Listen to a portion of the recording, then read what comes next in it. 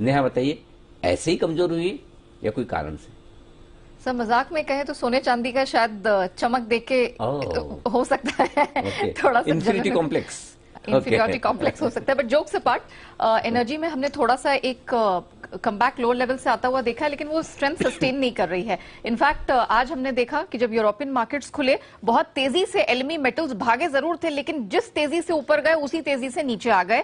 Zinc, aluminium, tin ये particularly लाल निशान में ट्रेड कर रहे हैं और कॉपर ने $100 की जो स्ट्रेंथ ओपनिंग सेशन में दिखाई थी वो पूरी तरह से गवा दी है और अब बिल्कुल फ्लैट ट्रेड हो रहा है। एनर्जी कॉम्प्लेक्स की बात करें, नेचुरल गैस तो हम देख ही रहे हैं, ऑलमोस्ट साल भर के निचले स्तर पर है, $4 के आसपास अपने आप को जैसे तैसे टिकाए हुए है। घरेलू बाजार में भी हम देख रहे हैं 11 महीने के लोज पर हो रहा है कारोबार। अब दरअसल हुआ क्या है वो बता देते हैं।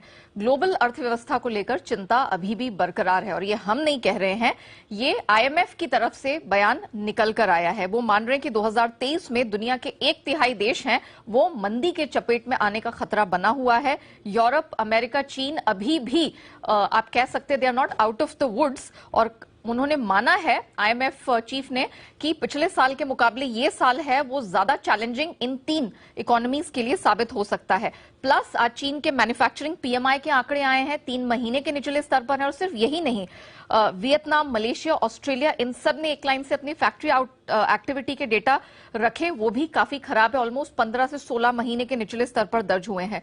पाबंदियां चीन में जरूर हटी हैं, लेकिन कोविड के केसेस भी तेजी से बढ़ रहे हैं, तो मार्केट पार्टिसिपेंट्स को डाउट हो रहा है। और सर साथ ही बता दूं कि अब से कुछ ही देर पहले हमने देखा था कि डॉलर इंडेक्स ने बहुत शार्प स्पाइक दिखाई है, तो डॉलर इंडेक्स का बढ़ना भी प्रेशर क्रिएट करता है कमोडिटीज पर और यही कुछ मोटी बड़ी बड़ी वजह है जिनकी वजह से हमने देखा है प्रेशर है।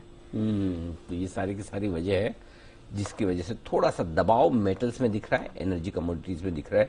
नेचुरल गैस तो गजब ही गिरा है, मतलब प्री वॉर लेवल पर आ गया। एक चीज बताओ, ये हाँ प्री वॉर लेवल पर नेचुरल गैस है ना, जैसे ग्लोबल मार्केट्स में गिरता है तुरंत हमारे यहाँ भी प्रोपोर्शनेटली कम हो जाता है या हमारे यहाँ तो कंट्रोल्ड है प्राइसेस? सर एमसीएक्स पर वायदा में तो तुरंत रिफ्लेक्शन है, 9% यहाँ गिरा, 9% का रिफ्लेक्शन यहाँ दिखा, वो तो यहाँ पे हो गया। और ये लोग बिल्कुल इन टैंडम चलते हैं। हमारे यहाँ बाकी कमोडिटीज में इंटरनेशनल और घरेलू वायदा में फर्क हो सकता है कि सिल्वर प्राइसेस इंटरनेशनल मार्केट में चढ़ गई, हमारे यहाँ रुपए की कन्वर्जन को लेके चले, लेकिन इंटरेस्टिंगली नेचुरल गैस जितनी वॉलेटाइल है पूरा रिफ्लेक्शन हमारे मार्केट्स में भी दिखाई देता है। अच्छा, और जो कंपनियां नेचुरल गैस खरीदती उनके भी भाव डेली बेसिस पे इस तरह से गैस? नहीं सर, डेली बेसिस पे उनके नहीं होते हैं, तो वो एडमिनिस्ट्रेटेड प्राइस, उनके सेट प्राइसेस होते हैं, उनके तो वो इम्पैक्ट जल्दी से नहीं आता। यस, वो आने लग जाए तो फिर तो जो लोग गैस यूज कर रहे हैं उन कंपनियों के लिए तो बड़ी ट्रेडिंग के लिहाज से फिर तो बहुत अच्छा प्रोस्पेक्ट हो जाएगा। हाँ, उनके लिए तो मजे हो जाए कि आदि मतलब क्या बढ़ा भी ऐसे ही था, ऐसा जब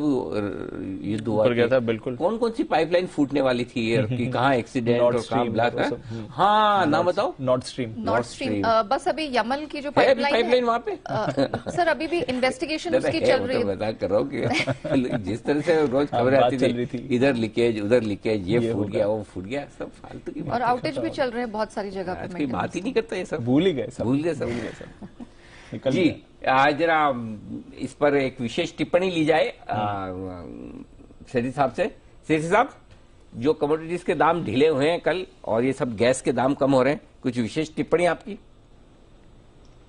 नहीं अनिल जी, देखिए कमोडिटीज के दाम कम होना या गैस के दाम कम होना या क्रूड अगर कम होता है तो डेफिनेटली अपने लिए तो बहुत ही अच्छा है। एज एन इकोनॉमी हम चूंकि इंपोर्ट करते हैं काफी हद तक अपनी रिक्वायरमेंट्स, तो हमारे लिए तो अच्छा है।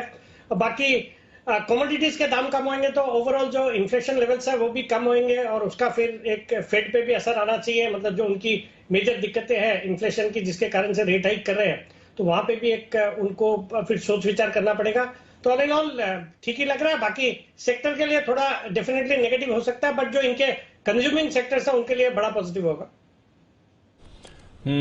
तो कंज्यूमर्स के लिए तो चलिए अच्छी खबर आ सकती है। नेचुरल गैस के दाम काफी तेजी से गिरे हैं और राहत भी इससे आएगी। कच्चे तेल के दाम भी गिरे हैं, इससे भी राहत आएगी।